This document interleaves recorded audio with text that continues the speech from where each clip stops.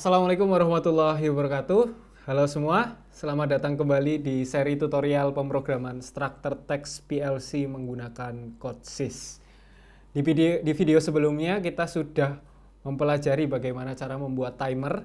Nah, di video kali ini kita akan memakai timer itu untuk diaplikasikan dalam finite state machine. Nah, hampir seluruh pemrograman yang menggunakan PLC itu bila menggunakan structure text, maka kita menggunakan finite state machine itu. Nah, bagaimana finite state machine itu kita akan coba buat. Jadi kita butuh yang pertama variabel state. Ini kita bisa beri tipe din. Nah, langsung aja kita buat. Nah, finite state machine di sini biasanya menggunakan case. Jadi kita case istate di sini, kita pakai case yang sebelum kita buat case baru aja di bawah. Case istate itu artinya kita melakukan percabangan berdasarkan kondisi nilai dari istate ya. Jika istate bernilai 0, nah ini kita beri nama inisial conditionnya. Nah, suatu variabel itu ketika dia baru saja dimulai programnya, dia akan bernilai 0 gitu. Makanya ini istate ini kalau kita tidak beri nilai di awal, dia akan bernilai 0. Nah, maka yang pertama kali di running adalah case istate of 0 ini atau 0 ini. Nah, di inisialisasi pertama ini kita akan memanggil function timer di sini. Oke.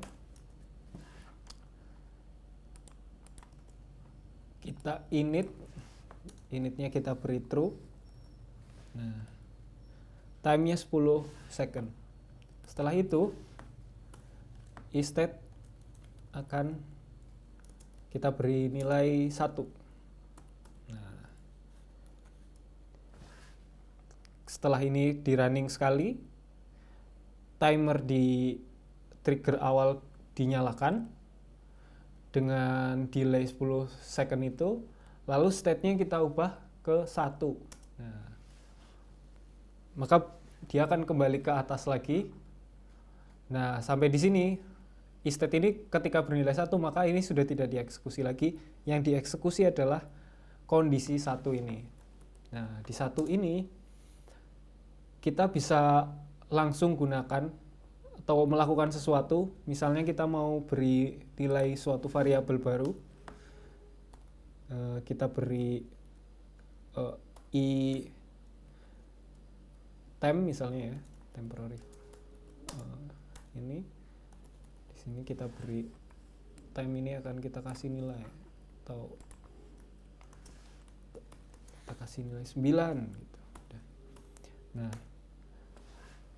maka ini akan dijalankan terus-menerus di sini, di 1 terus karena state-nya tidak berubah. Nah, pastinya kita ingin dia berubah kan ke state selanjutnya di kondisi-kondisi. Pastikan ada, kalau kita memprogram sesuatu ada alur ceritanya, alur programnya. Setelah misalnya kita menanak nasi, pasti nasinya kita angkat. Setelah kita angkat kita taruh, setelah kita taruh kita centong, masukin ke piring, kita makan gitu. Nah, itu ada tahapan-tahapannya. Maka setelah state 1 ini kita perlu ke state 2. Nah, syarat untuk menuju state 2 itu apa? Nah, ini teman-teman nanti bisa pakai sensor, bisa pakai masukkan sensor, bisa kondisi-kondisi komunikasi, misalnya dikirim data dari komunikasi dari PLC lain atau dari master, misalnya PC atau dari server untuk merubah state. Nah, karena kita di sini sudah membuat timer, kita akan coba dengan timer. Nah, kita ingat-ingat kembali bahwa FB timer ini dia mengembalikan nilai ya, mengembalikan nilai. Bisa kita akses variabel outputnya di sini y. Dia akan mengembalikan boolean true jika kita sudah men-set 10 second, jika 10 second itu sudah tercapai. Makanya jika 10 second itu sudah tercapai, maka ya sudah, kita pindah aja state-nya ke state selanjutnya. Maka logikanya gini. If fbtimer dot y, nah, ini adalah keluaran dari timer kita. Jika dia tidak ada perbandingan ya, sama dengan 1 gitu atau apa, maka nilai ini akan true jika y-nya ini true ya. Nah, karena dia sama-sama bool. Tidak perlu ada komparasi ataupun komparasi dengan variabel lain. Nah, jika FB timernya sudah tercapai, 10 detik itu sudah tercapai, maka kita pindah state-nya ke state 2. Nah, di state 2 nanti dia pasti butuh pindah lagi ke state 3 kan. Nah, maka di sini kita declare di sini sama seperti di inisial tadi, kita perlu declare berapa lamanya state 2 dijalankan. Misal kita beri 15 second ya. 15 second di sini. Nah, ini bisa kita copy nih. Nah, kita copy karena sama persis. Kita beri time-nya kita ubah jadi 5. Nah, jika FB timer itu sudah tertrigger, sudah tercapai delay 15 second ini, maka apa yang kita lakukan? Kita pindah ke state selanjutnya lagi, state 3. Oke. Kita copy lagi, ya kan? Di state selanjutnya. 3. Syaratnya kita masih pakai FB timer. Nah, state 3 ini akan berapa lama? Di setting di sini. Kita beri waktu 5 detik. Nah, setelah dari state 3 ini, jika FB timer tercapai, kita kembali saja ke state 1. Kita lihat dulu.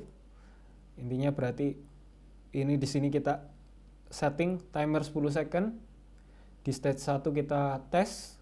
Ketika dia sudah 10 second, dia pindah ke state 2. Setting timer 15 second. Lalu di state 2 jika tercapai 15 second, dia akan pindah ke state 3. Kita setting 5 second, dia akan pindah ke state 3. State 3 kita setting 15 second lagi, pindah ke state 1 lagi. Begitu seterusnya, dia akan jika ini berhasil benar, dia akan looping di sini terus menerus. Oke, kita coba ya untuk loginnya. Oke, kita tunggu dulu. Oke, ini ternyata code sys-nya win3-nya shutdown. Kita perlu run ulang code sys win-v3-nya. Win-v3. Nah, dia punya waktu terbatas ya. Perlu kita run ulang jika dia keluar ya. Nah, oke. Semuanya aman. Nah, kita rescan lagi. Kalau baru mulai kita rescan di sini sudah bold, kita baru bisa login. Oke, kita login with online change. Nah, kita lihat state 1. Oh, nah ini dia kan hanya menginit ya. Sedangkan function block itu tidak berjalan ketika dia tidak dipanggil. Makanya kita perlu memanggil function block ini agar runtime-nya function block ini tetap jalan. Karena di function block kalau hanya di init, dia hanya di sini selesai, terus hanya sekali aja, yang di sini nih tidak dicek terus-menerus di dalam. Dia posisinya kan tidak ada di loop inti ya, hanya di perpindahan fungsi. Jadi kita tinggal gini aja, kita copy ke bawah. terus kita hapus isinya. Nah, dia akan menjalankan tanpa merubah nilai dari inputnya. Tuh, kita run.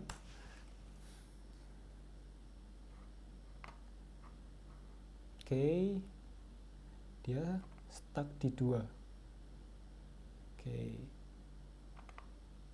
vtimer nggak dipanggil di tempat lain.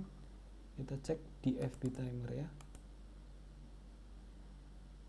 Oke, 15 50.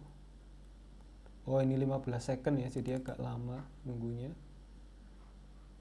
Nah, ini sebenarnya bisa dikembangkan berapa lama lagi sih menuju ke stage selanjutnya.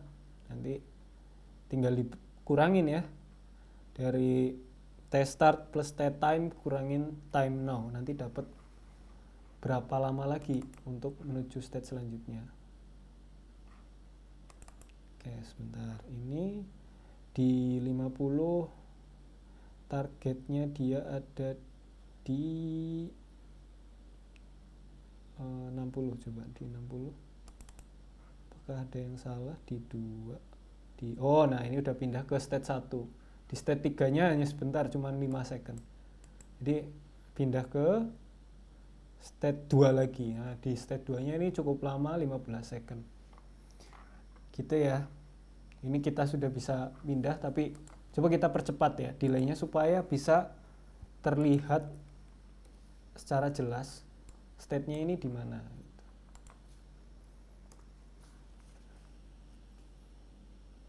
Nah, gini. Oke. Kita sepertinya perlu login, terus kita reset WOM. Oh, udah enggak, udah. Ini udah pindah ya, 1 2 3 1 2 3. Untuk trace-nya kita bisa lihat di sini kalau kita pantau nilai dari istate.